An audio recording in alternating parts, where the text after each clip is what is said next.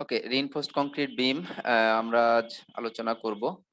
আলোচনার শুরুতেই আমরা আম যে কোনো স্ট্রাকচার ডিজাইনের যে কিছু ক্রাইটেরিয়া আছে যেগুলো আমরা মিট করার চেষ্টা করি বা স্যাটিসফাই করার চেষ্টা করি। যে স্ট্রাকচারাল ডিজাইনার আমি বলবো।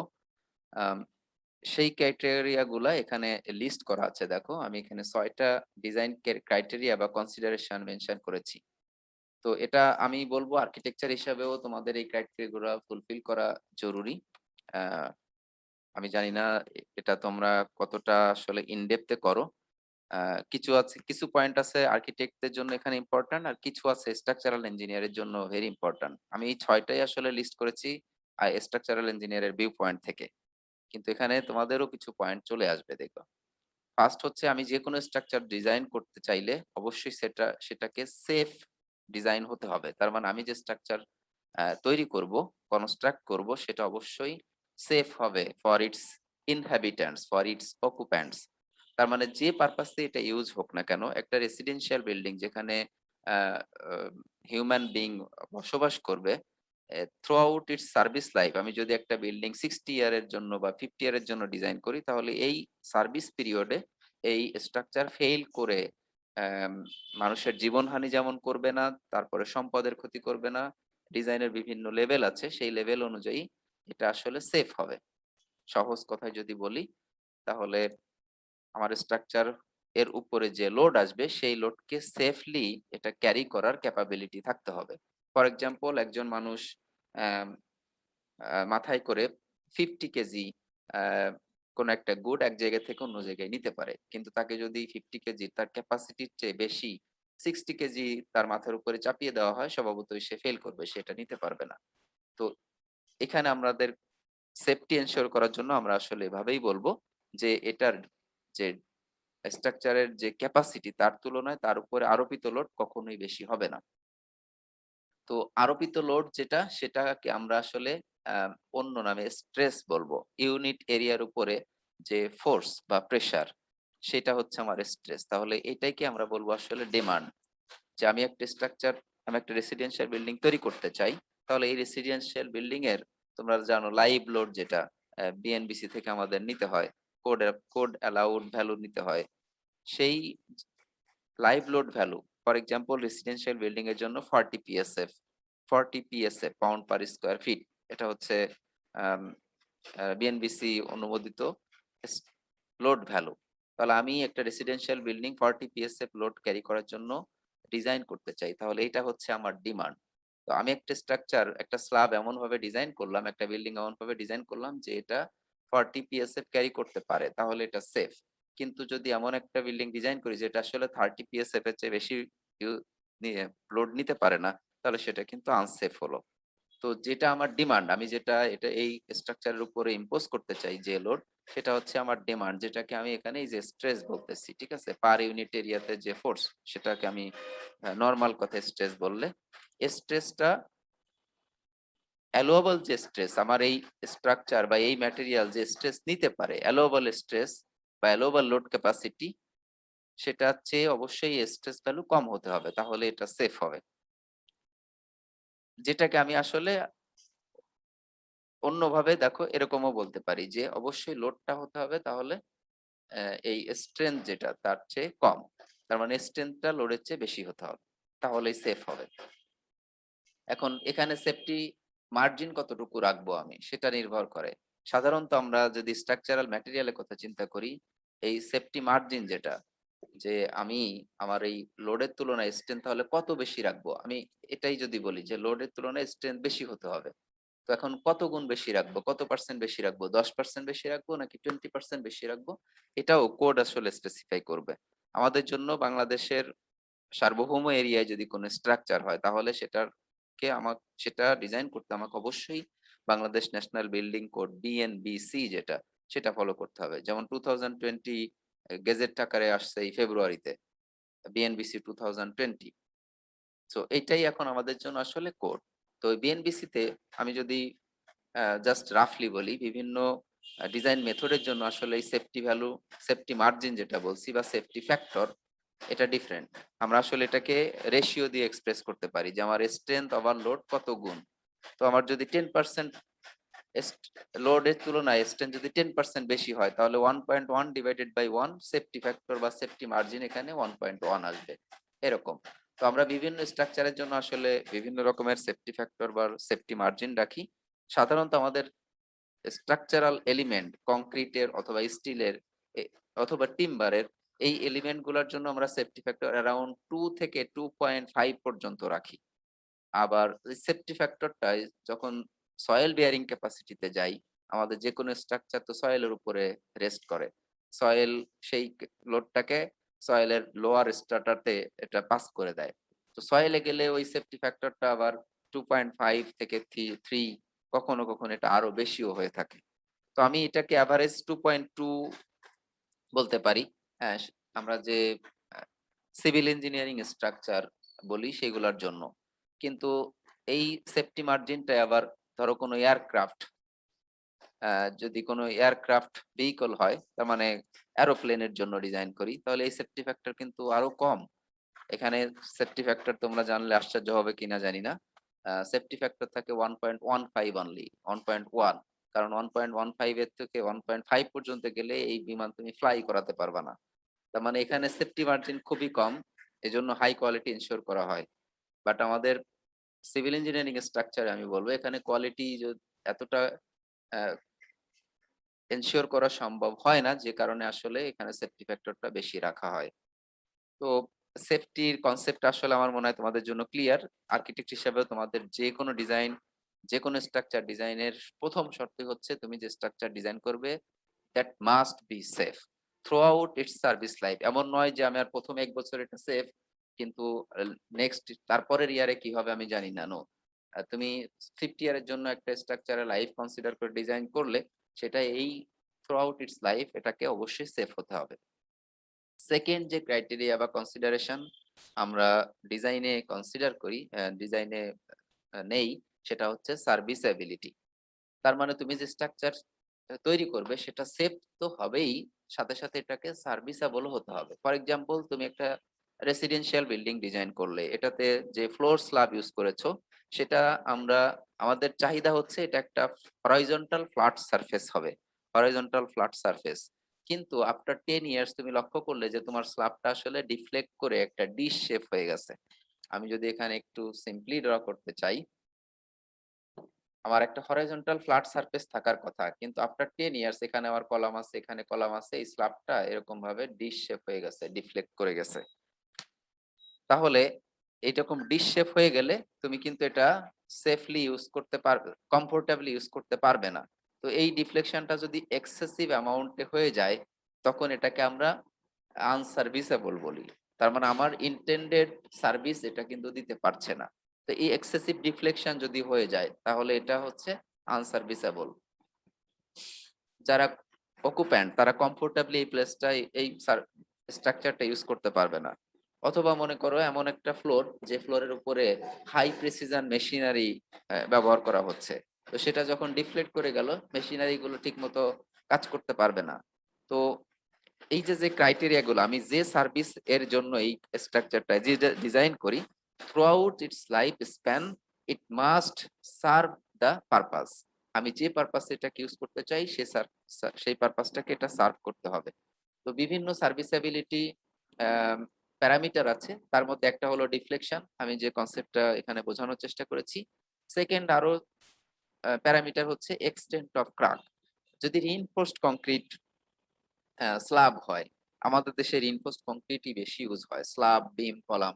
তো রিইনফোর্সড কংক্রিট স্ল্যাবের কথাই বলি বা রিইনফোর্সড কংক্রিট বিমের কথাই যদি বলি, তো এই বিম এ আসলে ক্রাক আসে এবং এই ক্রাক উইডথ গুলা খুব ন্যারো হয়, যে কারণে আমরা ভিজিবল খালি চোখে হয়তো দেখতে পাই না। আবার রিইনফোর্সড কংক্রিট এর উপরে আমরা আসলে প্লাস্টারিং করি বা অন্য কাভার ম্যাটেরিয়াল ইউজ করি, যে কারণে রিইনফোর্সড কংক্রিটে অ্যাকচুয়ালি যে ক্রাক আসে সেটা ভিজিবলও হয় না। কিন্তু প্রকৃতপক্ষে প্রত্যেকটা বিম কলামেই বিম স্ল্যাবে ক্রাক কিন্তু আসে। তো এই ক্রাকের উইডথটাও যেন এক্সেসিভলি হাই না হয়। ক্রাকের উইডথ যেন আমরা আসলে দেখতেই না পারি। কারণ আমি স্ট্রাকচারাল ইঞ্জিনিয়ার, আমি দেখে হয়তো বুঝবো যে এই ক্রাক কিন্তু আমার স্ট্রাকচারের সেফটিতে কোনো প্রবলেম করছে না। কিন্তু আফটার 10 ইয়ার্স 20 ইয়ার্স ট্রাকের মধ্য দিয়ে কিন্তু ওয়াটার পাস করে রিইনফোর্সমেন্টে এই ওয়াটার চলে গেলে রিইনফোর্সমেন্টের কোরোশন হবে। তো আমি আসলে স্ট্রাকচারাল ইঞ্জিনিয়ার হিসাবে চাইবো স্ট্রাকচারাল ইন্টিগ্রিটি বা এটা ডিউরাবিলিটি কনসিডারেশন এ এটাকে ক্র্যাকটার উইডথটাকে লিমিট করতে। এমন ক্র্যাক ডেভেলপ করবে, আমি এমনভাবে ডিজাইন করব যাতে করে এই ক্র্যাকের উইডথ এক্সেসিভ না হয়। ক্র্যাক উইডথ বেড়ে গেলে আরো একটা প্রবলেম হলো এটা দেখতে ভিজুয়ালি আ আনঅ্যাকসেপ্টেবল। যারা এস ইঞ্জিনিয়ার না, জাস্ট জেনারেল পাবলিক যারা এটা ইউজ করবে তারা ক্র্যাক দেখলেই মনে করবে এই বিল্ডিংটা মনে হয় ভেঙে যেতে বসেছে। কিন্তু এটা কিন্তু আ সেফটিতে কোনো ইমপ্যাক্ট নাও ফেলতে পারে ক্র্যাকের এক্সেসিভ উইডথ হলেও। বাট ইমিডিয়েটলি সেফটিতে এটার ইস্যু না হলেও লং টার্ম এটার সেফটি ইস্যু হবে। কি হবে? জাস্ট কারণটা বললাম যে ক্র্যাক উইডথ এক্সেসিভ হলে ওয়াটার রিইনফোর্সমেন্ট এ পৌঁছে গেলে রিইনফোর্সমেন্ট কোরোশন হবে। তার মানে আল্টিমেটলি তোমার সেফটি রিইনফোর্সমেন্ট এ কোরোশন হলে রিইনফোর্সমেন্ট এর এরিয়া কমে যায় এবং তাহলে সে সে ওই যে এটার স্ট্রেংথ কিন্তু কমে যাচ্ছে আল্টিমেটলি। স্ট্রেংথ কমে গেলে এটা সেফটি কম্প্রোমাইজ হয়ে যাচ্ছে। সেকেন্ড আরেকটা জিনিস হয় হচ্ছে এই কোরোশন যখন হয়, কোরোশন হলে রিইনফোর্সমেন্ট এর ভলিউম বাড়ে। যেটা আসলে কংক্রিটে ক্র্যাক নিয়ে চলে আসে। তো এই ক্র্যাক কংক্রিটে যখন ক্র্যাক আসে তখন স্ট্রাকচারাল ইন্টিগ্রিটি নষ্ট হয়। তো আল্টিমেটলি এটা সেফটির উপর ইমপ্যাক্ট ফেলে। তো এই যে এক্সটেন্ট অফ ক্র্যাক এটাও একটা অ্যাকসেপ্টেবল লিমিটের মধ্যে থাকতে হবে। আমার যদি বিল্ডিং সার্ভিসেবল হয়। তারপরে ভাইব্রেশন।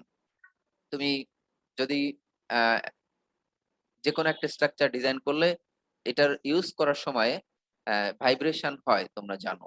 জাস্ট তুমি যদি সিঁড়ি দিয়ে ওঠানামা করো, হাঁটাচলা করলে কিন্তু এটা ভাইব্রেশন হয়। ফ্লোরের উপরে তুমি যদি হাঁটাচলা করো তাও ভাইব্রেশন হয়।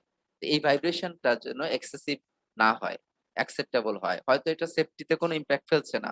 কিন্তু এটা আনসার্ভিসেবল তখন আমরা বলব। জেনারেল পাবলিক যারা বুঝে না তারা কিন্তু ভয়ে এই বিল্ডিং ইউজ করতে চাইবে না, এই স্ট্রাকচার ইউজ করতে চাইবে না। আবার কখনো, কখনো এক্সেসিভ ভাইব্রেশন কিন্তু তোমার এই ফেইলিউর এর দিকে নিয়ে যেতে পারে। যেমন ইউনাইটেড স্টেটস এর আ ট্যাকোমা ইন্টারন্যাশনাল ব্রিজ যেটা ওয়াশিংটন স্টেটেও এখন নাই আসলে ওটা কনস্ট্রাকশন এর পরে উদ্বোধনের দিনে সম্ভবত ১৯৪৯ সালে উদ্বোধনের দিনেই কিন্তু মানুষ যে ওর উপর দিয়ে হাঁটাচলা করেছিল, এটার কারণে যে এক্সেসিভ ভাইব্রেশন হয়েছিল, এই ভাইব্রেশন এর কারণেই আসলে এই স্ট্রাকচারটা উদ্বোধনের সময়ই ফেইল করে যেটা আসলে ডিজাইন কনসিডারেশন এ ছিল না। তো ভাইব্রেশনটা অবশ্যই অ্যাকসেপ্টেবল লিমিটের মধ্যে হতে হবে। তারপরে আছে নয়েজ যেটা আর্কিটেক্ট হিসেবে তোমাদের জন্য আরো বড় কনসার্ন। আ নয়েজ তোমার স্ট্রাকচার এমন হতে হবে যেন আপার ফ্লোরের নয়েজটা নিচের ফ্লোরে ট্রান্সফার না হয়। তো এই স্ট্রাকচারাল ইঞ্জিনিয়ার হিসাবে আসলে নয়েজ কন্ট্রোল এটা আমাদেরও দায়িত্বের মধ্যে পড়ে। বেশি দায়িত্ব পড়ে আসলে আর্কিটেক্ট হিসেবে তোমাদের উপরে। এরপরে আমি আ আমার যেকোনো স্ট্রাকচার ডিজাইন করতে হলে আমি ডিউরেবিলিটি টাকে এর পরের কনসিডারেশন এ নিয়ে আসবো। এটা আসলে মিন করে হচ্ছে লং টার্ম পারফরম্যান্স। আমি আবারও বলছি যে আমি কোন একটা স্ট্রাকচার কিন্তু 1 ইয়ার এর জন্য ডিজাইন করতে পারি। আবার সেটাকে কোন একটা স্ট্রাকচারকে 50 ইয়ার এর জন্য ডিজাইন করতে পারি। টেম্পোরারি স্ট্রাকচার আমি একটা 20 স্টোরি বিল্ডিং বানাতে চাই। তাহলে সেখানে আমার কনস্ট্রাকশন ইকুইপমেন্ট তারপরে ম্যান পাওয়ার এগুলা রাখার জন্য টেম্পোরারি স্ট্রাকচার করি। তো সেটার কিন্তু লং টার্ম পারফরম্যান্স আমার দরকার নাই। বাট যেটা আমি আ আ মিলিয়ন ডলার স্পেন্ড করে তৈরি করছি ধরো। তো সেটার একটা সার্ভিস লাইফ স্প্যান ধরে কিন্তু আমি ডিজাইন করি। তো এই লং লাইফ এ যেন এটা আমার যে ডিজায়ার্ড পারফরম্যান্স সেটা যেন দিতে পারে, আ সেই কোয়ালিটিটাই হচ্ছে আমার আসলে ডিউরেবিলিটি বলছি। এই ডিউরেবিলিটি তে ইমপ্যাক্ট ফেলে আল্টিমেটলি তোমার ওই যে excessive reflection, excessive with crack with এইগুলাই। তো আমি তাহলে এমন ম্যাটেরিয়াল এবং এমনভাবে স্ট্রাকচারাল সিস্টেমটা ডিজাইন করব যাতে করে আমার যে ডিজায়ার্ড লাইফ স্প্যান সেই লাইফ স্প্যানে এটা সার্ভিসেবল এবং সেফ হয়। তাহলে এই লং টার্ম পারফরম্যান্স আমাকে অবশ্যই এটা দিতে হবে। আমি এমন একটা স্ট্রাকচার ডিজাইন করলাম, আ হয়তো ধরো স্যালাইন মেরিন স্ট্রাকচার। আ সাগর সেন্ট মার্টিন দ্বীপে আমি কোনো বিল্ডিং যদি তৈরি করতে চাই, তো এখানে বেজে নিশ্চয়ই স্যালাইনিটির ইমপ্যাক্ট টা চলে আসে। তো আমি যদি ওখানে স্যালাইন ওয়াটার কিন্তু কংক্রিট আসলে কোরোশন ঘটায় রিইনফোর্সমেন্ট এ পৌঁছে গেলে রিইনফোর্সমেন্ট এ কোরোশন হয়। কংক্রিটের কংক্রিটের ইন্টিগ্রিটি টা আসলে নষ্ট করে। তো তাহলে ওই স্যালাইন এনভায়রনমেন্ট এর জন্য এমন কংক্রিট সিলেক্ট করব যাতে করে ওটা ওই এটার যে সার্ভিস লাইফ সেই সার্ভিস লাইফ এ আমাকে সেফলি সার্ভিস দিতে পারে। তো এই যে কনসিডারেশন, এগুলো আসলে ডিউরেবিলিটির মধ্যে আসে। তারপরে আমি এমন স্ট্রাকচার ডিজাইন করব যেটা আসলে কনস্ট্রাক্টিবল হয়। তার মানে এমন কিছু আমি ডিজাইন করব না যেটা আসলে ইম্পসিবল টু কনস্ট্রাক্ট, বাস্তবে আসলে করা সম্ভব নয়।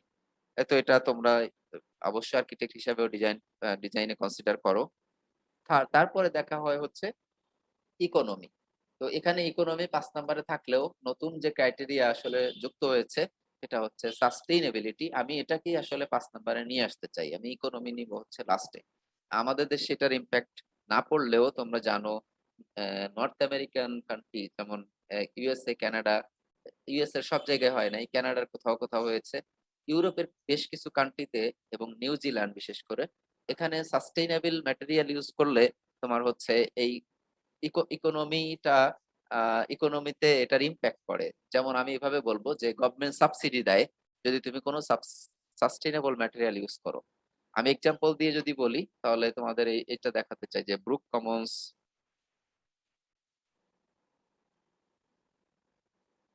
স্টুডেন্ট ডরমিটরি এট ইউবিসি,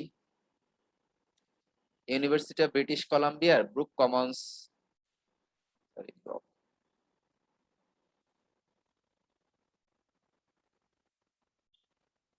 যে এই বিল্ডিংটা এটা হচ্ছে University of British Columbia in Canada, Vancouver ক্যাম্পাসে। এটা 18 স্টোরি একটা ডরমিটরি বিল্ডিং।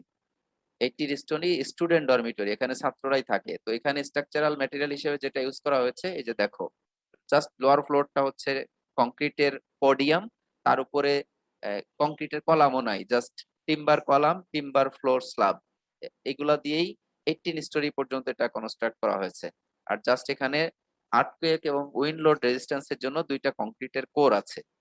তো এইটা করার সময় ইউবিসির গভর্নমেন্ট, সরি ইউবিসি না, হ্যাঁ British Columbia government, state government এই ইউনিভার্সিটিকে huge amount almost $10 million subsidy দিয়েছে। কারণ হচ্ছে তারা কংক্রিট এবং স্টিলের তুলনায় মোর সাস্টেইনেবল টিম্বার ম্যাটেরিয়াল এটাতে ইউজ করেছে।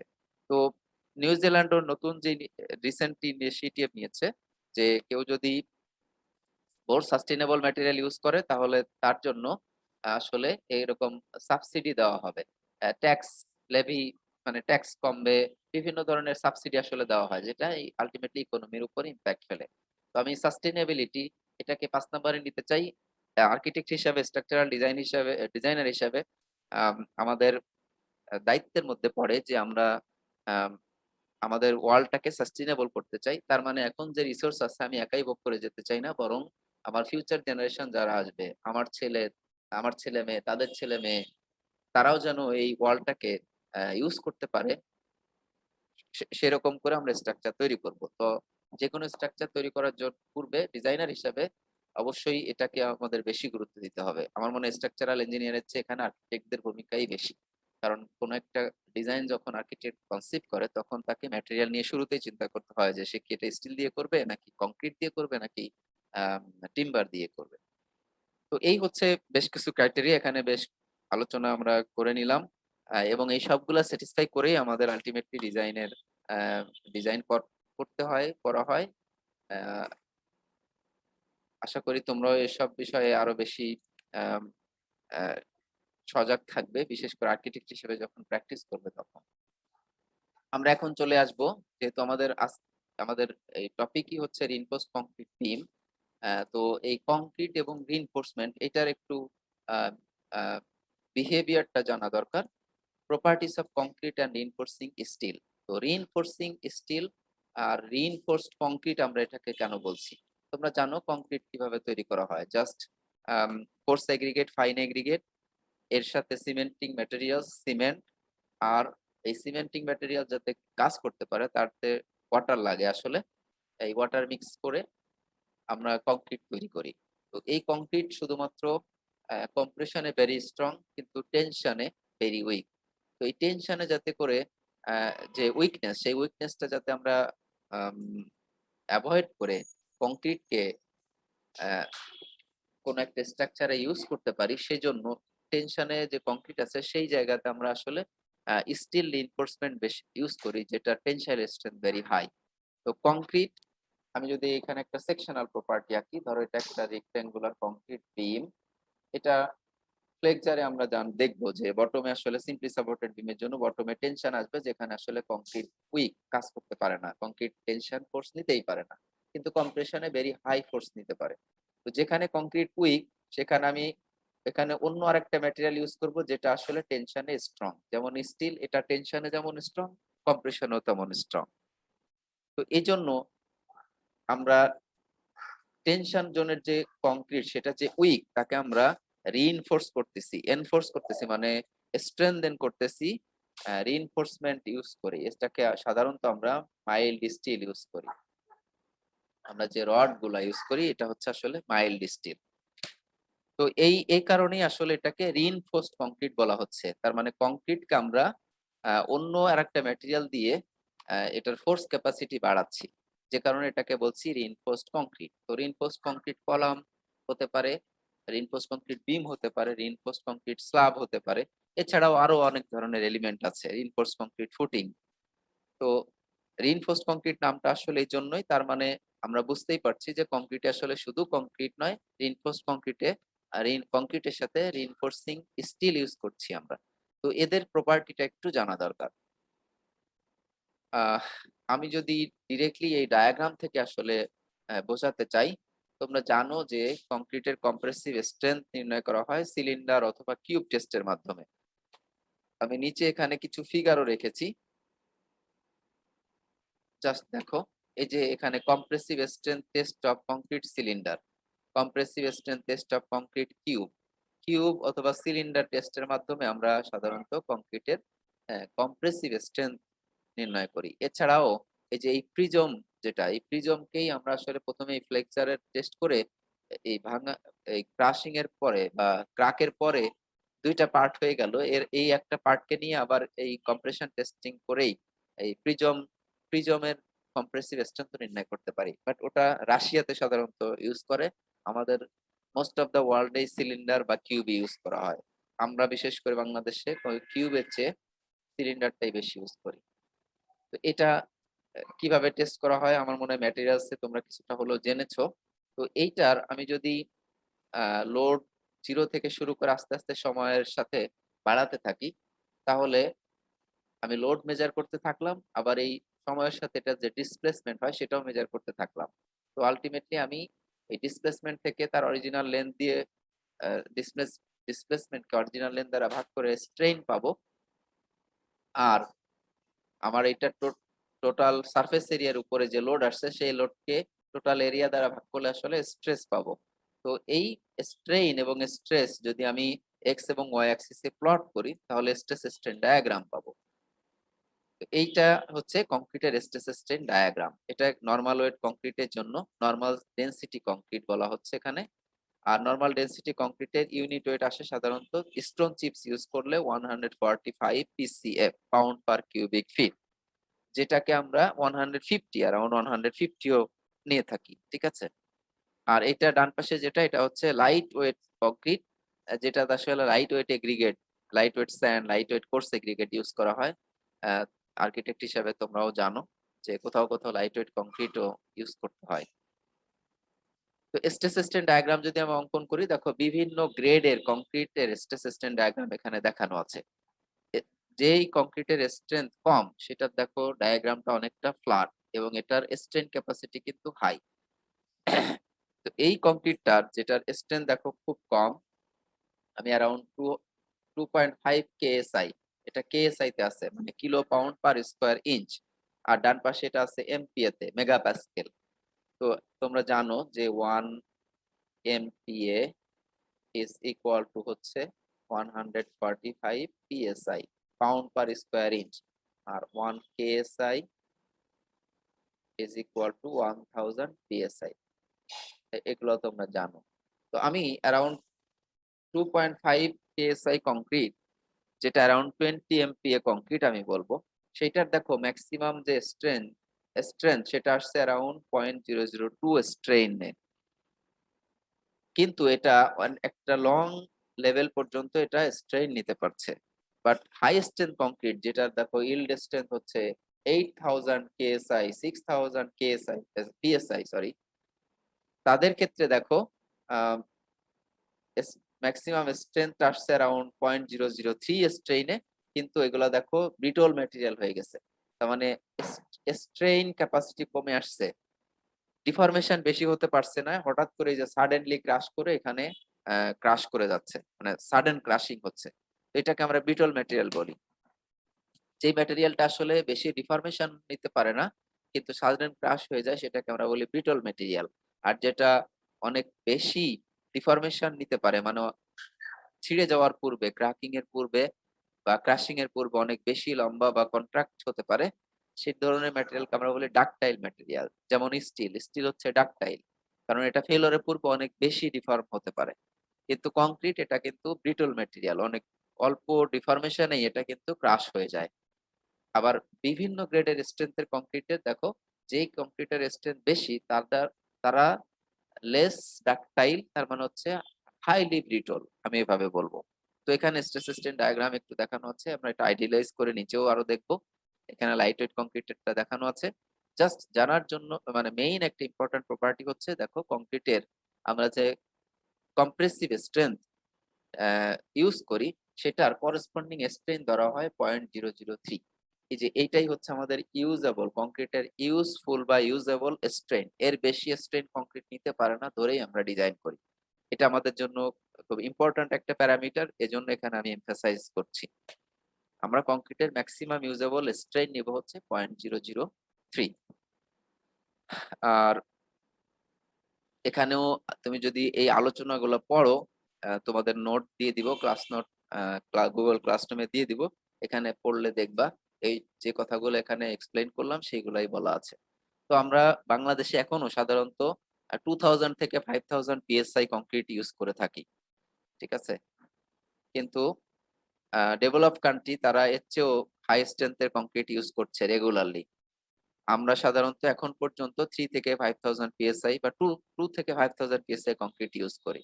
আর ভেরি ভেরি না আসলে, যদি 10 to 12 15 স্টোরি 20 স্টোরি বিল্ডিং হয়, তাহলে কলাম গুলাতে যেখানে স্ট্রেস আসলে হাই আসে সেগুলাতে আমরা 5 থেকে 8000 পিএসআই কংক্রিট ইউজ করি। আর এছাড়া প্রি স্ট্রেস কংক্রিট যেগুলো সেগুলোতেও হাই স্ট্রেংথের কংক্রিট ইউজ করি। তো এখানে এই লাইনটা যদি আমি পড়ি দেখো, concrete with compressive strength F prime C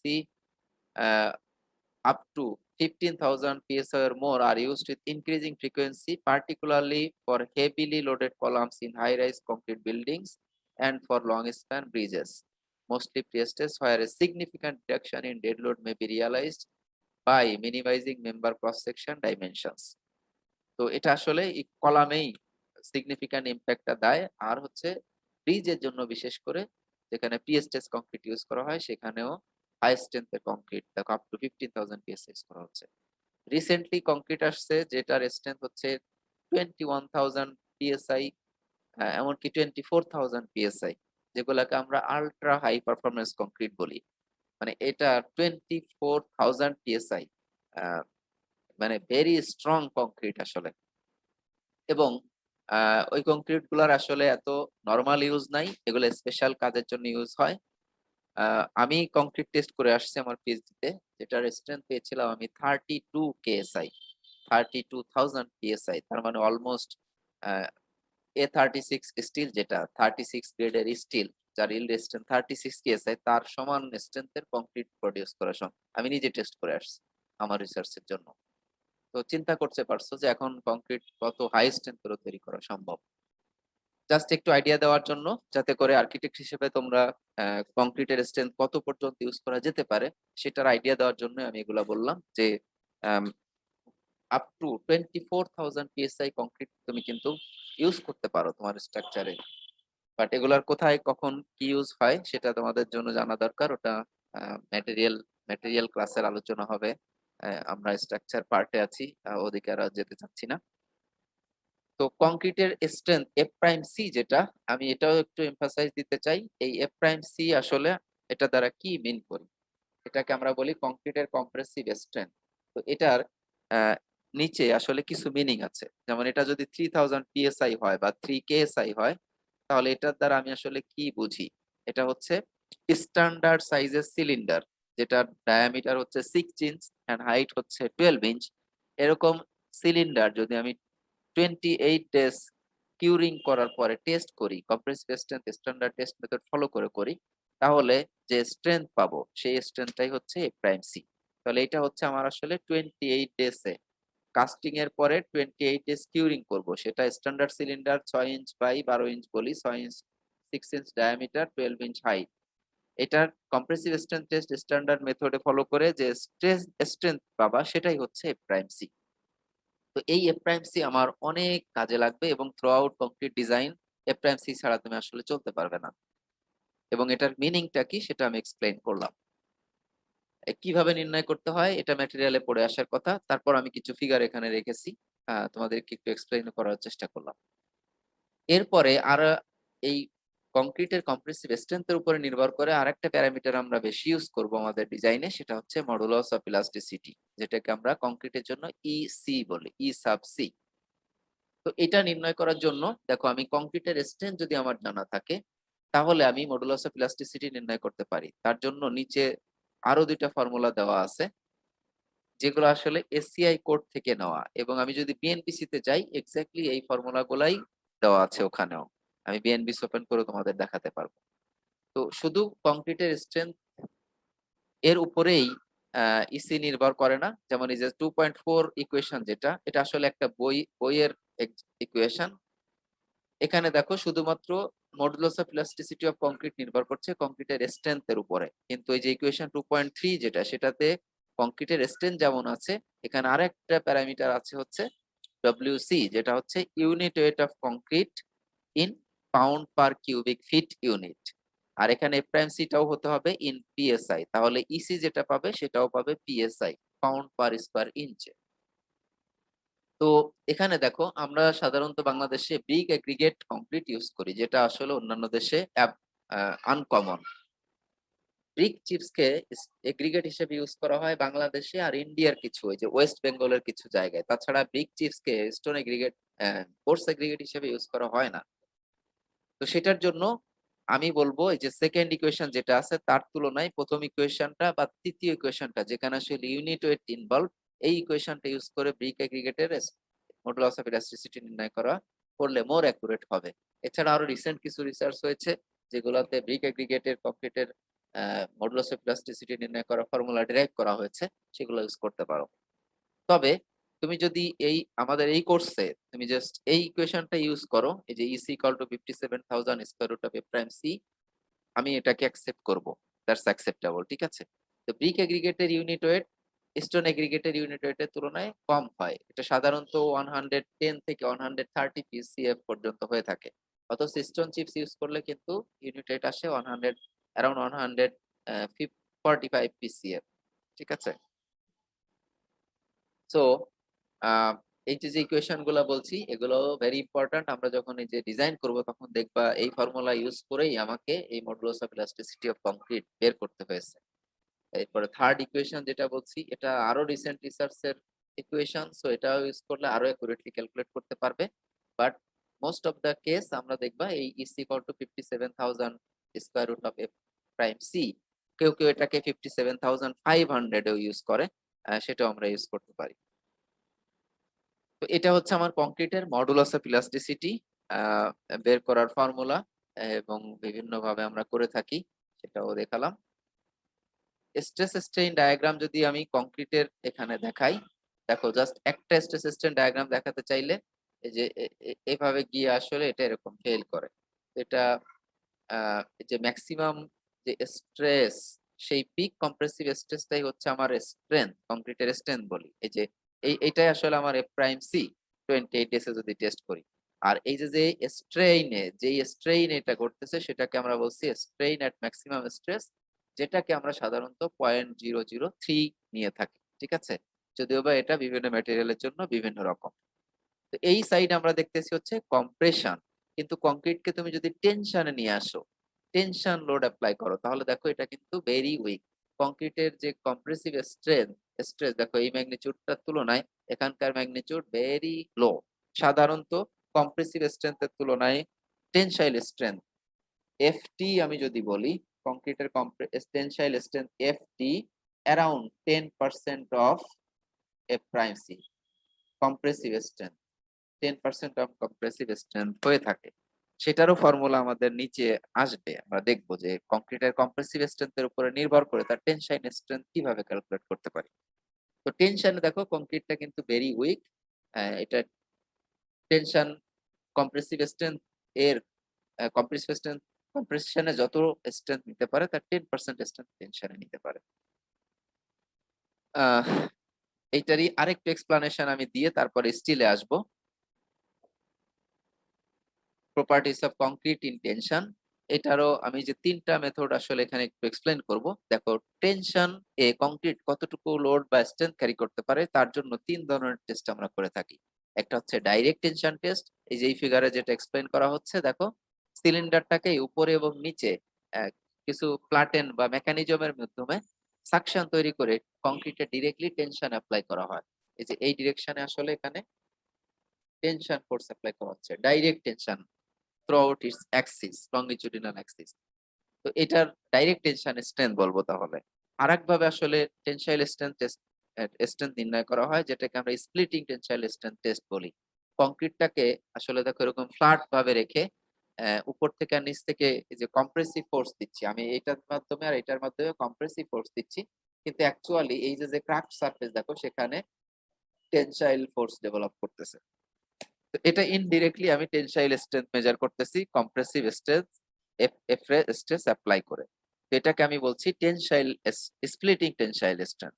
আর আরেকভাবে আমরা কংক্রিটে টেনসাইল স্ট্রেংথ নির্ণয় করি, সেটা হচ্ছে যে বিম টেস্টের মাধ্যমে, যেটাকে আমরা মডুলাস অফ রাপচার বা ফ্লেক্সারাল স্ট্রেংথ অফ কংক্রিট বলি, flexural strength test of concrete বলি।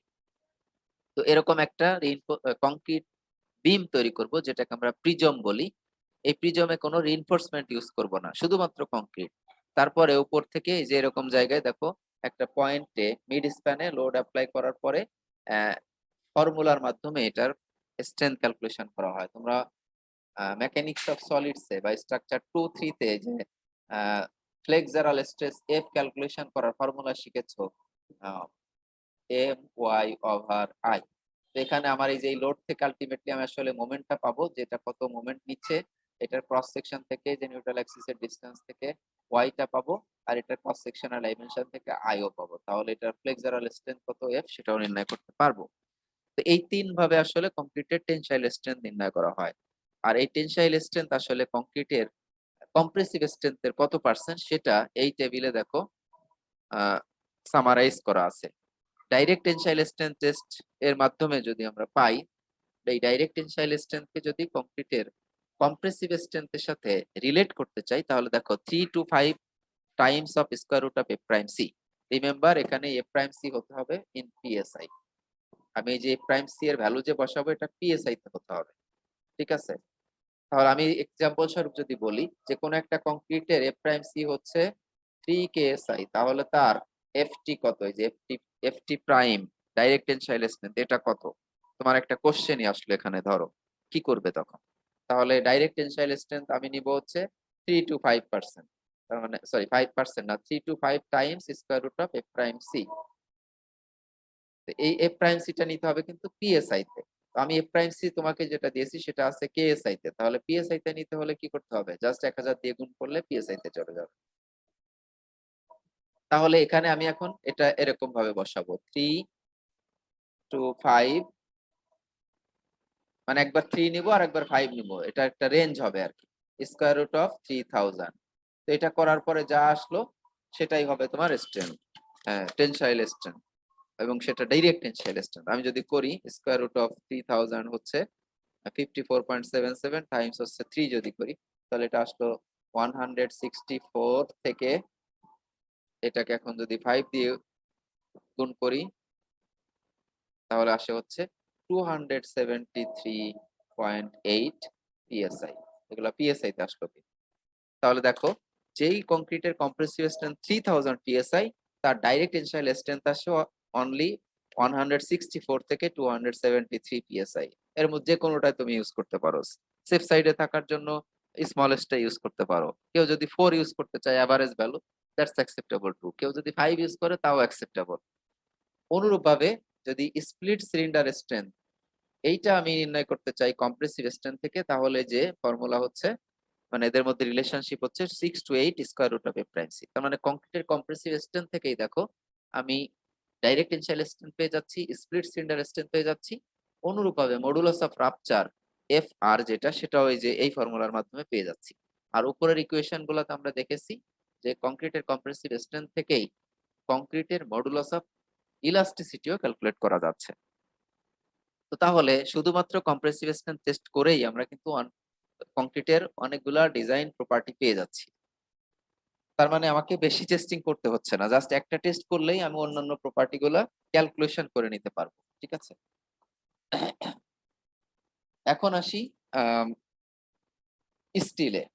তো স্টিল আমরা যেটা ইউজ করি কংক্রিটে, রিইনফোর্স কংক্রিটে স্টিল যেটা ইউজ করি, তারও যদি টেনসাইল টেস্ট করা হয়। স্টিল আসলে কম্প্রেসিভ টেস্ট করা হয় না, বরং টেনসাইল টেস্ট করা হয়।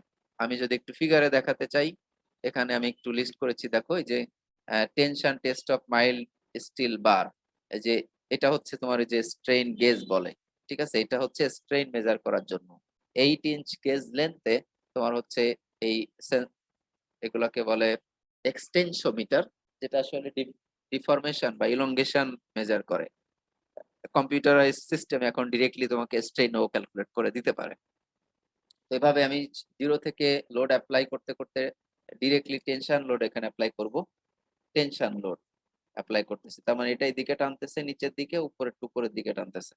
তো আলটিমেটলি এটা লোড 0 থেকে শুরু করে বাড়াতে থাকলে ইলংগেশন বা ডিফরমেশনটাও বাড়তে থাকবে। তাহলে আমি স্ট্রেস স্ট্রেন মেজার করলে আহ এরকম একটা স্ট্রেস স্ট্রেন ডায়াগ্রাম পাবো, যেটা আমি উপরে দেখাবো।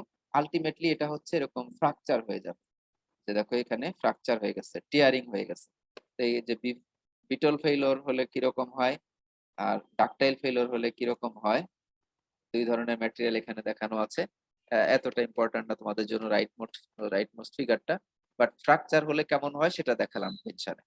তো এই স্ট্রেস স্ট্রেন ডায়াগ্রাম স্টিলের জন্য যদি আমি প্লট করি, তাহলে এরকম একটা ডায়াগ্রাম আসলে আমার আসে টেনশনে। ঠিক আছে, এই পাশে স্ট্রেস আর হরিজন্টাল অ্যাক্সিস স্ট্রেন প্লট করলে স্টিলের জন্য, এটা হচ্ছে স্টিল রিইনফোর্সমেন্ট যেটা আমরা কংক্রিটে ব্যবহার করি, সেটা মাইল্ড স্টিল টেস্ট করলে।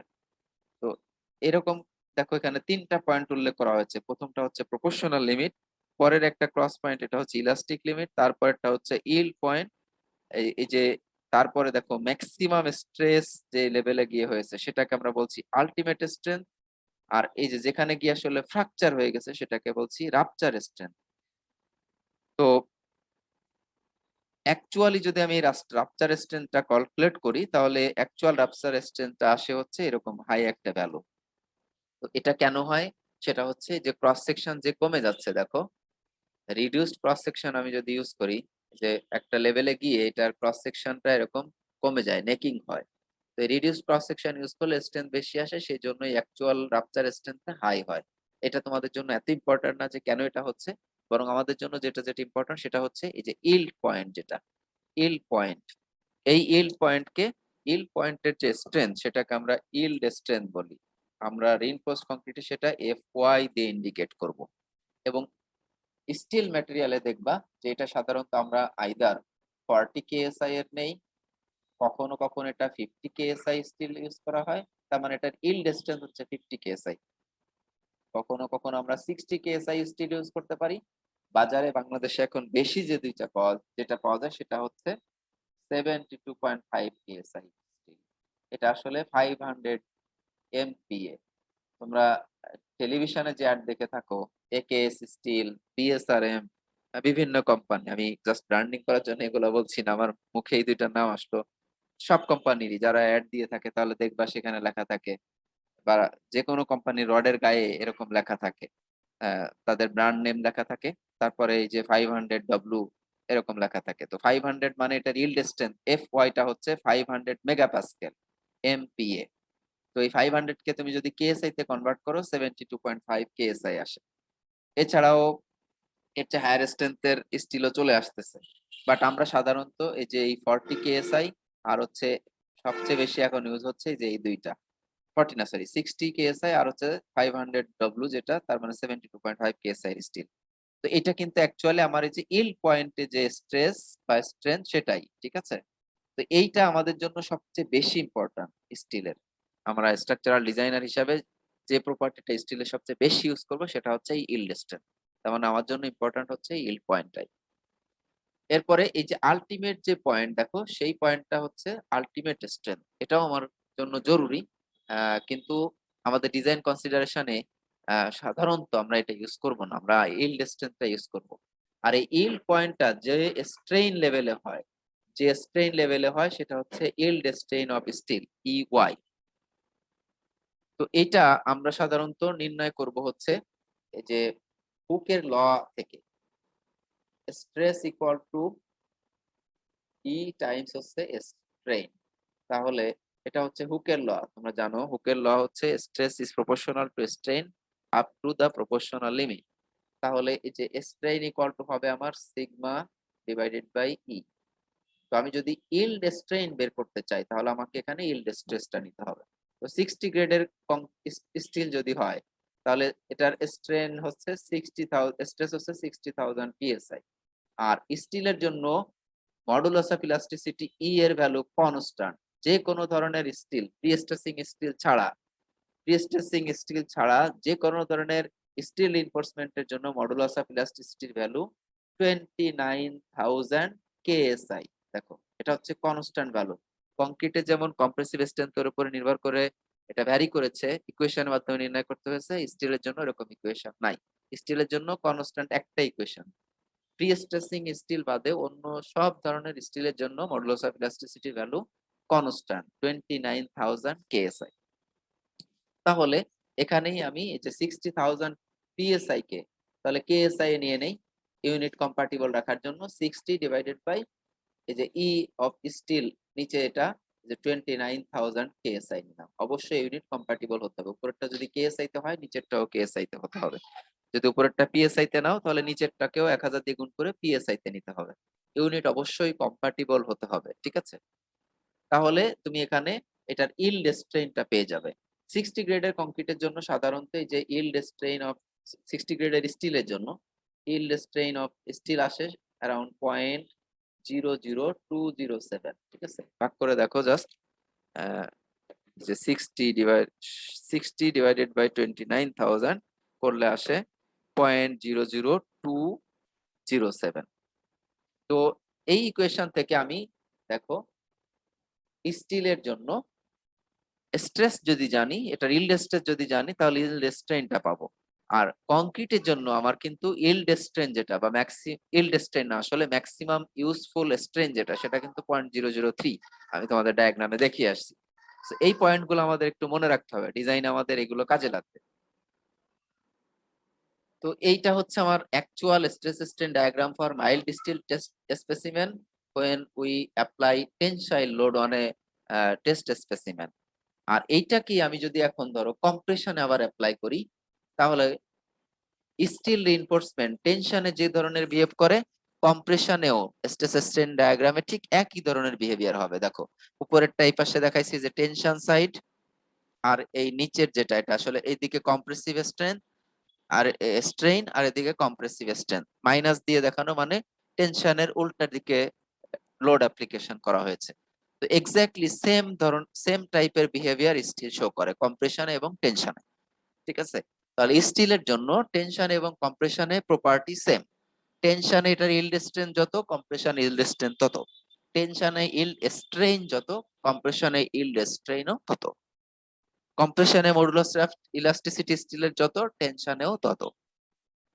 এবং খেয়াল করে দেখো স্টিলের যে বিহেভিয়ারটা স্ট্রেস স্ট্রেন ডায়াগ্রাম, এই যে ইল্ড পয়েন্ট পর্যন্ত, আমরা বলবো ইল্ড পয়েন্ট না আসলে প্রপোর্শনাল লিমিট পর্যন্ত স্ট্রেস স্ট্রেন ডায়াগ্রাম দেখো একটা লিনিয়ার লাইন, একটা লাইন লিনিয়ার কার্ভ, একটাই মাত্র লাইন। তো এই পোর্শনটায় স্ট্রেস স্ট্রেইনের প্রপোর্শনাল, তার মানে হুকের ল যেটা সেটা এই পয়েন্ট পর্যন্ত প্রপোর্শনাল লিমিট পর্যন্ত ভ্যালিড। এর পরে গিয়ে কিন্তু স্ট্রেস আর স্ট্রেন প্রপোর্শনাল না। প্রপোর্শনাল হতে হলে এরকম স্ট্রেট লাইন হতে হতো, কিন্তু এখানে গিয়ে কিন্তু স্ট্রেট লাইন না হয়ে বরং একটা কার্ভ হয়েছে, ঠিক আছে? কংক্রিটের জন্য দেখো একটা সার্টেন লেভেল পর্যন্ত এই যে স্ট্রেস স্ট্রেন ডায়াগ্রাম এটা হচ্ছে একটা স্ট্রেট লাইন, তার মানে স্ট্রেস স্ট্রেইনের প্রপোর্শনাল। তুমি যে দেখো এই এই স্ট্রেস, এইটার স্ট্রেইনের করেসপন্ডিং স্ট্রেইন হচ্ছে, তো এখানে যাও করেসপন্ডিং স্ট্রেস স্ট্রেইনের প্রপোর্শনাল, তার মানে এই যে সিমিলার ট্রায়াঙ্গেলের যে রেশিও সেটা আমরা অ্যাপ্লাই করতে পারবো এখানেও তাই। ইলাস্টিক লিমিটের মধ্যে এই যে এই রেশিও ডিভাইডেড বাই এটা, অনুরূপভাবে এই পয়েন্টে যদি যাই, এখানে আসলাম, তাহলে এই যে এই রেশিও ডিভাইডেড বাই এটা, এগুলা সেম হবে। প্রপোর্শনাল লিমিট পর্যন্ত স্ট্রেস স্ট্রেইনের প্রপোর্শন হবে, ঠিক আছে। এরপরে দেখো কংক্রিটের জন্য এখন আর প্রপোর্শন থাকছে না, বরং একটা কার্ভ হয়ে গেছে, স্ট্রেট লাইন নাই। স্টিলের জন্য প্রপোর্শনাল লিমিটের পরে এটা এই যে কার্ভ হয়ে গেছে, এখানকার কিন্তু স্ট্রেট লাইন নাই। কিন্তু আমরা ইকুয়েশনের মাধ্যমে ডিজাইন করব যখন, তখন এটাকে আসলে সিম্পলিফাই করে এরকম একটা স্ট্রেট লাইন দ্বারা রিপ্রেজেন্ট করতে পারি।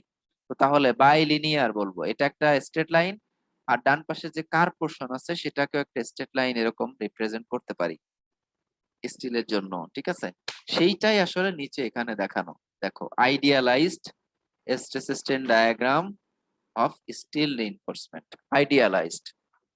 অ্যাকচুয়ালি এটা কিন্তু এরকম হচ্ছে কার্ভ, কিন্তু আমি এখানে স্ট্রেস স্ট্রেট লাইন দ্বারা এটাকে আইডিয়ালাইজ করে ফেলছি আমার অ্যানালাইসিসের সুবিধার জন্য। তো কংক্রিটেও অনুরূপ ভাবে করা হবে।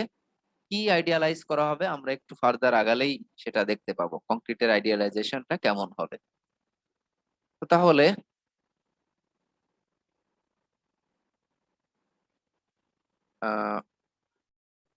স্টিল এবং কংক্রিট, রিইনফোর্সড কংক্রিটের যে দুইটা ফান্ডামেন্টাল ম্যাটেরিয়াল, সেগুলোর প্রপার্টি সম্পর্কে আমরা একটু জানার চেষ্টা করলাম। এখন আসি, আমি এই কংক্রিট এবং রিইনফোর্সমেন্টকে এক করে যখন এই কম্পোজিট ম্যাটেরিয়াল রিইনফোর্সড কংক্রিট তৈরি করছি, সেটা আসলে আন্ডার সার্টেইন লোড কিভাবে বিহেভ করে, তার জন্য আমাদেরকে কিছু অ্যাজাম্পশন করে নিতে হয়। আমি আবারও বলছি, তোমরা যখন ডিজাইন ইকুয়েশন ডেভেলপ করব, তখন এই যে আমি যেমন একটু আগেই দেখালাম স্টিলের স্ট্রেস স্ট্রেন ডায়াগ্রামটাকে অ্যাকচুয়াল ডায়াগ্রাম থেকে আমরা একটা আইডিয়ালাইজ ডায়াগ্রাম কনভার্ট করে সেটাকে ডিজাইনে ইউজ করব। তো তার মানে আমি এখানে কিছু অ্যাজাম্পশন করে নিচ্ছি আসলে আলটিমেটলি, যে অ্যাকচুয়াল বিহেভিয়ার একটু ডিফারেন্ট, কিন্তু অ্যানালাইসিস এবং ডিজাইন সহজ করার জন্য আমি এখানে কিছু চেঞ্জ জানতেছি, কিছু বিষয় অ্যাজিউম করে নিচ্ছি। তো এই অ্যাজাম্পশন গুলো না করলে আসলে এই ফর্মুলা ইউজ করা যাবে না, বা ফর্মুলা ডেভেলপই করা যাবে না। তো এই ফর্মুলা ডেভেলপ করার জন্য কি কি অ্যাজাম্পশন আমাকে করতে হচ্ছে, সেগুলাকে আমরা ফান্ডামেন্টাল অ্যাজাম্পশন বলতেছি। তাছাড়া আমি রিইনফোর্সড কংক্রিট বিম, কলাম, স্ল্যাব, ফুটিং এগুলার বিহেভিয়ার আসলে এক্সপ্লেইনই করতে পারবো না, এবং ইকুয়েশন ডেভেলপ করে এটা ডিজাইনও ক্যারি আউট করতে পারবো না। তো এই অ্যাজাম্পশন গুলো আমাদের জন্য ভেরি ইম্পর্ট্যান্ট। আমরা এই অ্যাজাম্পশন গুলো দেখেই আজকের ক্লাস শেষ করব। এখানে আমি জাস্ট একটু পড়বো, দেখো the chief task of structural engineer is the design of structure. Structural ডিজাইনের পার্সপেক্টিভ থেকে বলছে, কিন্তু আর্কিটেক্ট হিসেবেও তোমাকে এই বিষয়গুলো কনসিডার করতে হবে। তো এটা শুধুমাত্র স্ট্রাকচারাল ডিজাইনের পয়েন্ট অফ ভিউ থেকে আমরা দেখছি না, বরং আর্কিটেক্টের ভিউ থেকেও দেখছি। আর্কিটেক্ট যখন একটা স্ট্রাকচার কনসিভ করবে, তখন সে চিন্তা করবে যে এটাকে কত সাইজের কলাম দিয়ে আমি এটা সেফলি দাঁড় করাতে পারবো। কারণ একজন আর্কিটেক্ট যখন একটা column, for example 10 inch diameter একটা সার্কুলার কলাম আর্কিটেক্ট ইউজ করতে চায়, কিন্তু স্ট্রাকচারাল ডিজাইনে গিয়ে দেখা গেল এটা 20 ইঞ্চ ডায়ামিটারের নিচে করা যাচ্ছে না। তো আর্কিটেক্ট 20 ইঞ্চ ডায়ামিটার দিয়ে তার অ্যাস্থেটিক ভিউটা নিয়ে আসতে পারবে না, বা এটার যে সার্ভিস রিকোয়ারমেন্ট সেটা স্যাটিসফাই করাতে পারবে না। তো তাহলে আর্কিটেক্টের যদি প্রিলিমিনারি আইডিয়া থাকে যে এইটার ডায়ামিটার, এই কলামের ডায়ামিটার 20 ইঞ্চের মতো চলে আসবে, তাহলে সে এই কলামের সাইজ বা প্ল্যানের অ্যারেঞ্জমেন্ট করার সময় কিন্তু সেটা কনসিডার করেই করবে। তো স্ট্রাকচারাল ডিজাইনের উপরে সম্পূর্ণটা ছেড়ে দিলে আসলে এখানে দেখো মানে বারবার ডিজাইন রিভিউ হবে, রিভাইজ হবে, চেঞ্জ করতে হবে, সময় ক্ষেপণ হবে। তো আর্কিটেক্ট হিসাবে আসলে এই জন্য স্ট্রাকচারাল ডিজাইনের একটা প্রিলিমিনারি আইডিয়া থাকলে তোমার যে ডিজাইন রিভিউটা কম হবে, রিভিশন কম হবে, এবং তুমি যে ডিজাইনটা করবা বা কনসিভ করবা সেটা ইমপ্লিমেন্টেশনটাও অনেকটা সহজ হবে আর কি। তো ডিজাইন করতে গেলে তোমাকে আসলে কি কি করতে হয়, ডিজাইন কি মিন করে আসলে? Design is the determination of the general shape and all specific dimensions of a particular structure so that it will perform the function for which it is created and will safely withstand the influences that will act on it throughout its useful life. আমি ডিজাইনের যে criteria গুলা, সেই criteria গুলাতে কিন্তু এই একটা statement যা যা আছে সবগুলাই এক্সপ্লেইন করে আসছি। These influences are primarily the loads and other forces to which it will be subjected, as well as other detrimental agents such as temperature fluctuations, foundation settlements, and corrosive influences. Structural mechanics is one of the main tools in this process of design. তো design করতে গেলে আমার এই mechanics based equation লাগবে। সেই equation develop করতে গেলে যে অ্যাজাম্পশন গুলা, সেগুলো আমরা একটু দেখবো। আমি আর এত ডিটেইল পড়ছি না, আমাদের সময় লাগবে। দেখো, the fundamental propositions on which the mechanics of reinforced concrete is based are as follows.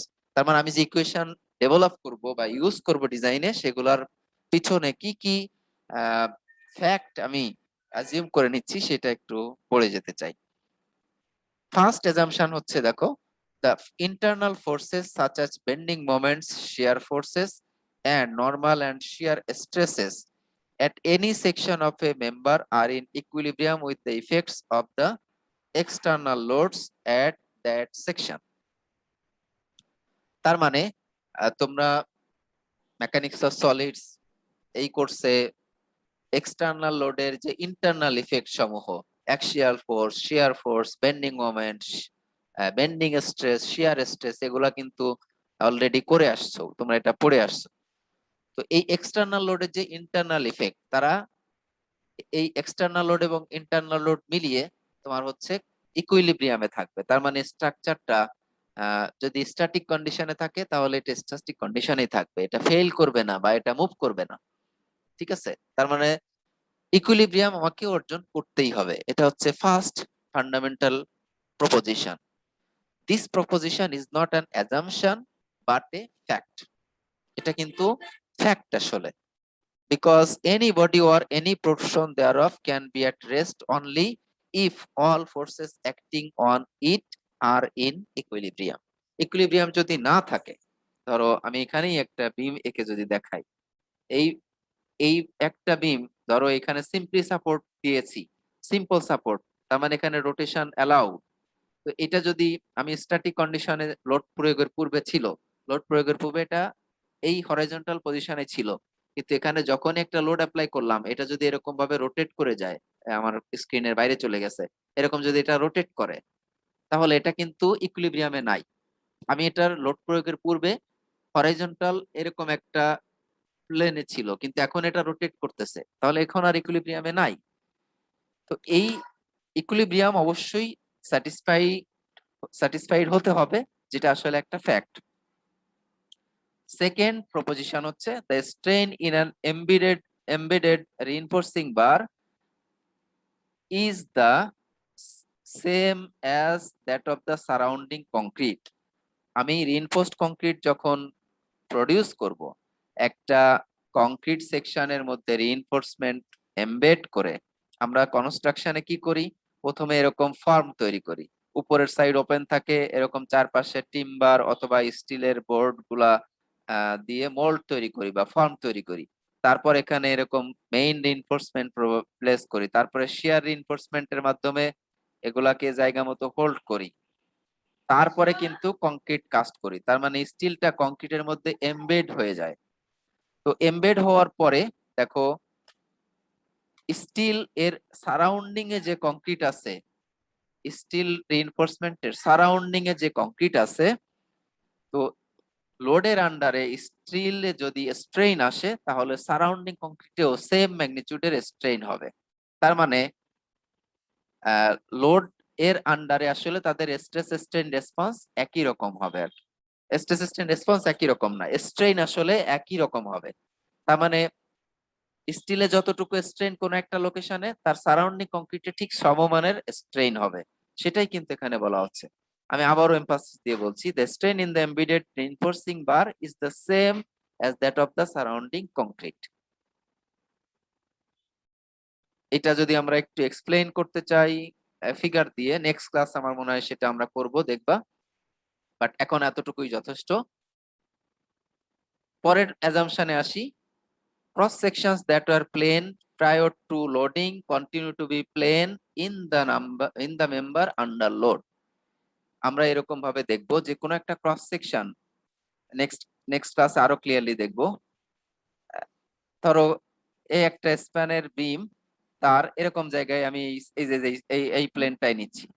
তো এটা লোড প্রয়োগের পূর্বে এরকম ভার্টিক্যাল প্লেনই ছিল। আমি যখন এখানে এটার উপরে লোড অ্যাপ্লাই করলাম ধরো, তো এটা যে কোনো ভাবে এরকম ইনক্লাইন হয়ে যাবে আর কি। তো লোড প্রয়োগের পূর্বে দেখো এটা একটা প্লেনই ছিল, ভার্টিক্যাল একটা লাইন। তার মানে আমি এখানে যদি কেটে ক্রস সেকশনটা দেখি, এরকম একটা রেক্টেঙ্গুলার বিমের সারফেস দেখতে পাবো। তো এটা ভার্টিক্যাল একটা সারফেস। এখন লোড প্রয়োগের পরে এটা এরকম ফেলানো একটা সারফেস হয়ে যাবে, যেটার আমি যদি সাইড থেকে দেখি এরকমই দেখতে পাবো। কিন্তু এটা একটা প্লেনই থাকবে, এমন হবে না যে এটা এরকম ভাবে এবড়ো থেবড়ো একটা প্লেন, ঠিক আছে, বা কার্ভ কোন একটা প্লেন হবে না। প্লেন সেকশন বিফোর লোডিং আর আফটার লোডিং প্লেনই থাকবে। তো এখানে সেটাই এমফাসিস দেওয়া হচ্ছে। Cross sections that were plane prior to loading continue to be plain in the member under load. Load প্রয়োগের পরেও এটা প্লেনই থাকবে। দেখো এটা রোটেট করে যাবে, এই প্লেনটা রোটেট করে যাবে, আগে ভার্টিক্যাল ছিল এখন একটু ইনক্লাইন পজিশনে চলে আসবে, কিন্তু still it will be a plane. একটা প্লেন সারফেস হবে, একটা কার্ভড সারফেস হবে না, ঠিক আছে। এটা গেল হচ্ছে থার্ড প্রপোজিশন। ফোর্থ প্রপোজিশন হচ্ছে, in view of the fact that tensile strength of concrete is only a small fraction of its compressive strength, the concrete in that part of member which is in tension is usually cracked. While these cracks in well-designed members are generally so narrow as to be hardly visible, they are known as hairline cracks. They evidently render the cracked concrete incapable of resisting tensile stress. তার মানে এখানে fundamentally যেটা বলা হচ্ছে যে আমরা এই উপরে দেখে আসছি যে কংক্রিটের কম্প্রেসিভ স্ট্রেংথের তুলনায় টেনসাইল স্ট্রেংথ হচ্ছে অ্যারাউন্ড 10%, তার মানে খুবই কম। তো কংক্রিটের যে পোর্শনে আসলে এই টেনশন আসবে সেখানে ক্রাকিং চলে আসবে। টেনসাইল স্ট্রেংথের চেয়ে টেনসাইল স্ট্রেস ডিমান্ড যদি বেশি হয়ে যায় তাহলে ক্রাক চলে আসবে। আর এই ক্রাক গুলো আমরা খালি চোখে নাও দেখতে পারি, কিন্তু এখানে ক্রাক থাকবেই, যেগুলাকে আমরা যে হেয়ার লাইন ক্রাক বলি। তো ক্রাকিং হয়ে যাওয়ার পরে এটা কিন্তু আর লোড নিতে পারে না। তার মানে কংক্রিটের যে টেনসাইল স্ট্রেংথ ক্রাকিং এর পরে সেটা কিন্তু আর সেখানে এক্সিস্ট করে না। তার মানে কংক্রিটের ক্রাকিং আমরা অ্যাকসেপ্ট করব, এবং ক্রাকিং এর পরে কংক্রিট যে টেনসাইল স্ট্রেস আর নিতে পারে না সেটাও আমাকে অ্যাকসেপ্ট করে নিতে হবে। Correspondingly, it is assumed that concrete is not capable of resisting any tension stress whatever. তো এই যে স্মল টেনসাইল স্ট্রেস এটাকে আমরা সেফলি নেগলেক্ট করতে পারি, মানে জাস্ট অল্প অ্যামাউন্টের এটা স্ট্রেস ক্যাপাসিটি আছে এবং ক্রাকিং এর পরে কিন্তু সেটাও আর কাজে লাগছে না, তাহলে এটাকে আমরা আমাদের ক্যালকুলেশনে ধরবোই না। এক কথায় ডিজাইনে আমরা কংক্রিটের যে টেনসাইল স্ট্রেংথ এটাকে নেগলেক্ট করে ডিজাইন করব, যেহেতু এটার ম্যাগনিটিউড খুবই কম। This assumption is evidently a simplification of the actual situation because, in fact, concrete prior to cracking as well as the concrete located between cracks does resist tension stresses of a small magnitude.